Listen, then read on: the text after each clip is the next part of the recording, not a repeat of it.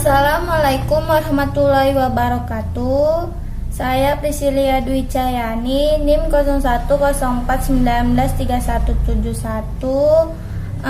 akan menjelaskan hasil tugas yang saya kerjakan mata kuliah hadis tematik Manajemen Dakwah D semester 5. Baik, langsung saja.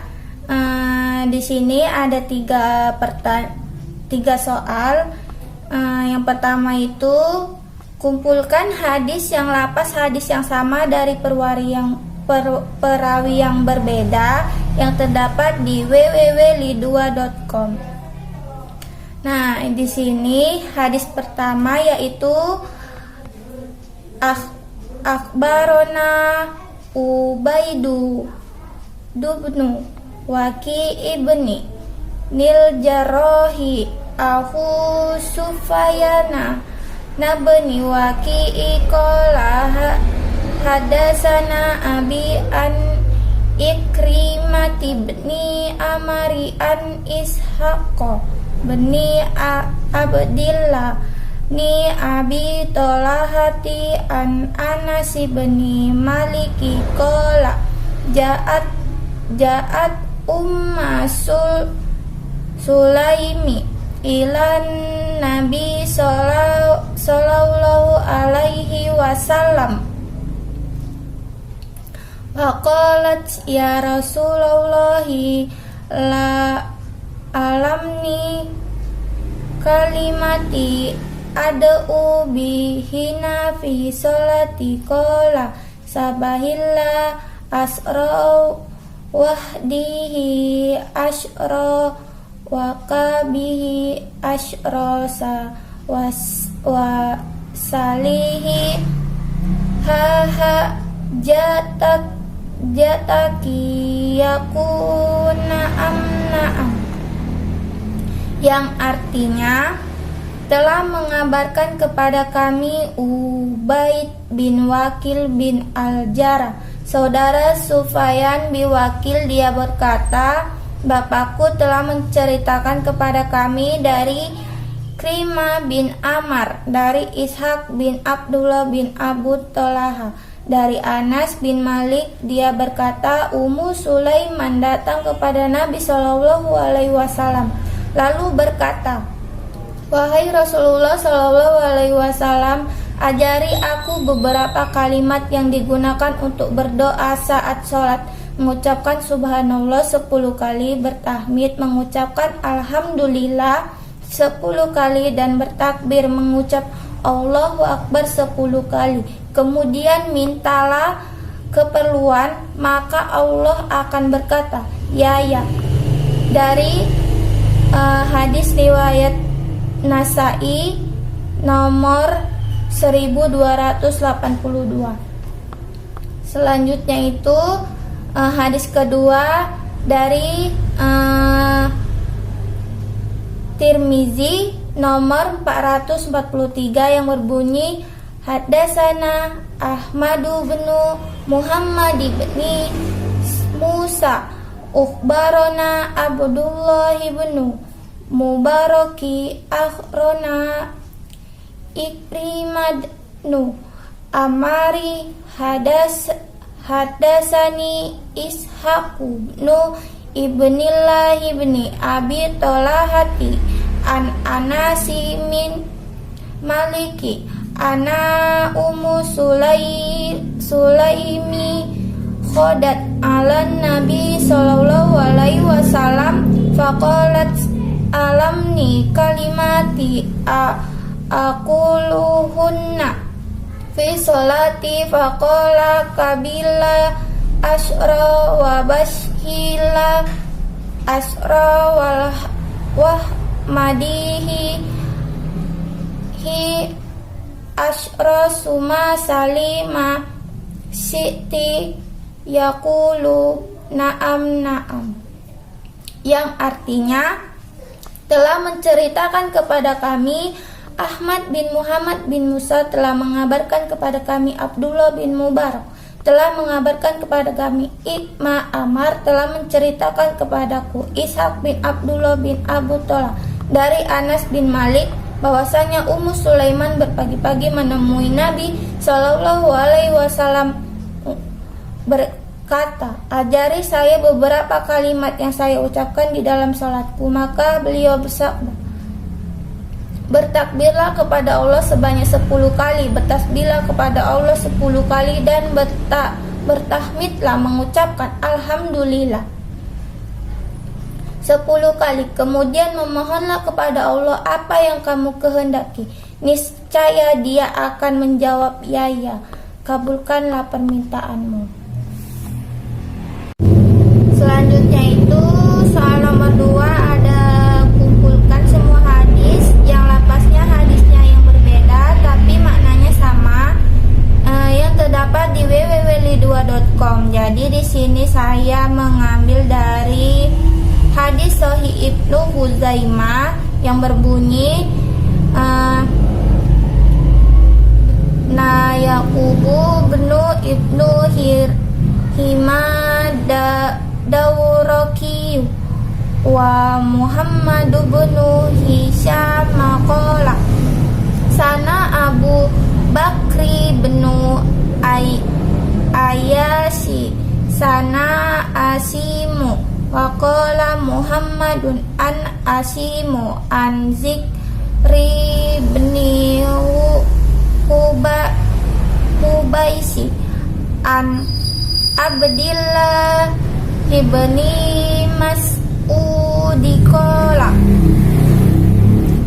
Rasulullah sallallahu alaihi wasallam la'allakum satudrikuna aku wa ma yusalluna salatan li airi wa qatiha fa in adraku qutmuhum fasallu fi buyutikum lawakti lazi ta'rifu summa salama'ahum waj'aluha subhana. Itu hadis yang terdapat di Sahih Ibnu Huzaimah. Selanjutnya itu ada hadis Musnad Ahmad. Itu hadis nomor 24.577 yang berbunyi dasana waqi'u anibni abi zi'bi aniz zahri an urwata an asisatikana Rasulullah sallallahu alaihi wasallam la yusabbihu subhatu duha wa inni la sabahuha.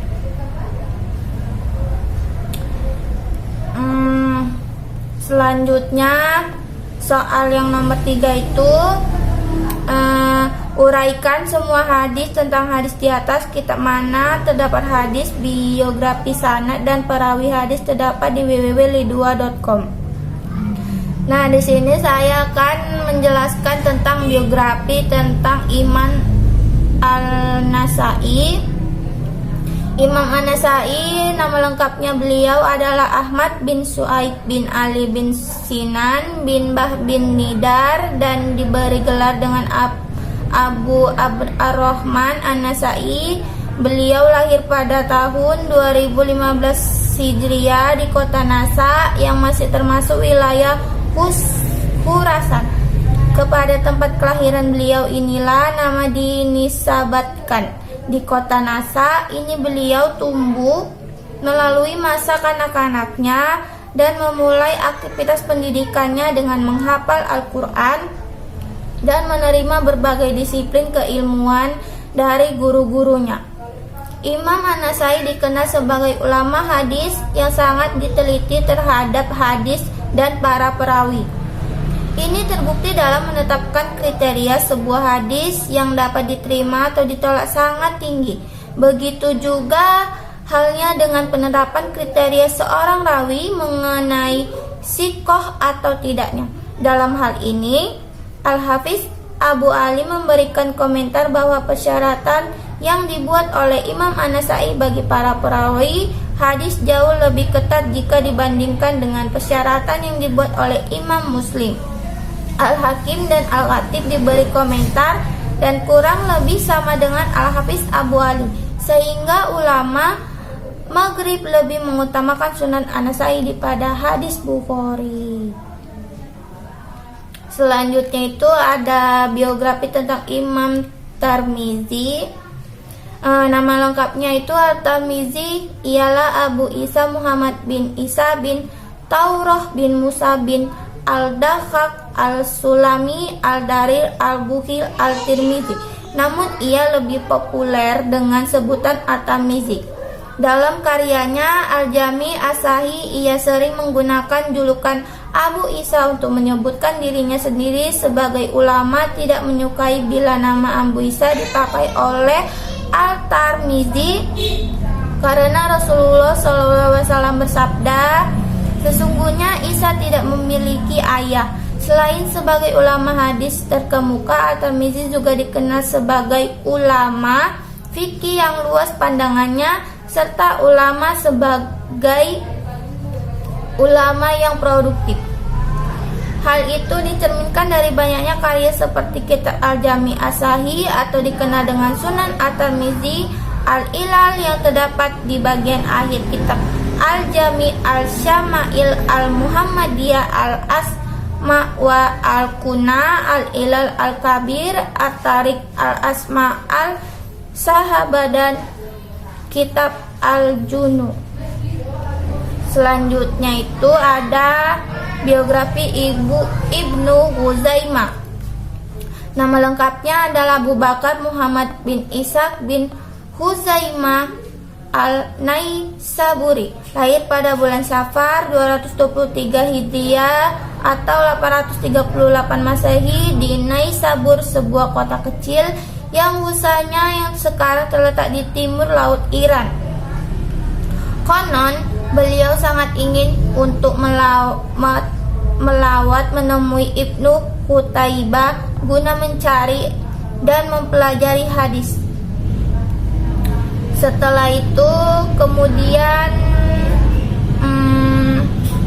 mereka dianggap mampu memahami Al-Quran dan sebagainya. Selanjutnya itu Ibnu Huzaimah itu juga mempunyai guru dan murid yang banyak. Gurunya antara lain Abdad bin Sa'id dan masih banyak lagi. Selanjutnya itu biografi Imam Ahmad. Imam Ahmad bin Hambal lahir tahun 780 sampai 855 Masehi.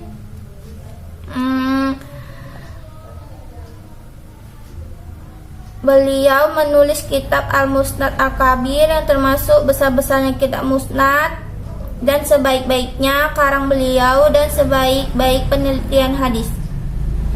Ia memasukkan dalam kitabnya selain membutuhkan sebagai hujjah, kitab Musnad ini berisi lebih dari 25.000 hadis. Nah, selain itu dia mempunyai karyanya itu dari ensiklopedia hadis atau musnad, disusun anaknya dari ceramah, kajian-kajian, kumpulan dari lebih 40.000 hadis, juga kitab As-Salat, Alkitab As-Sunnah. Selain itu dia mempunyai karya-karya yang cukup banyak sekali, kitab-kitabnya yang saya tuliskan di PowerPoint saya ini sampai 9 kitab. Beliau adalah termasuk mempunyai karya yang cukup sangat banyak. Dan sekian dari penjelasan dari saya. Kurang lebihnya saya mohon maaf. Billahi taufiq wal hidayah. Assalamualaikum warahmatullahi wabarakatuh.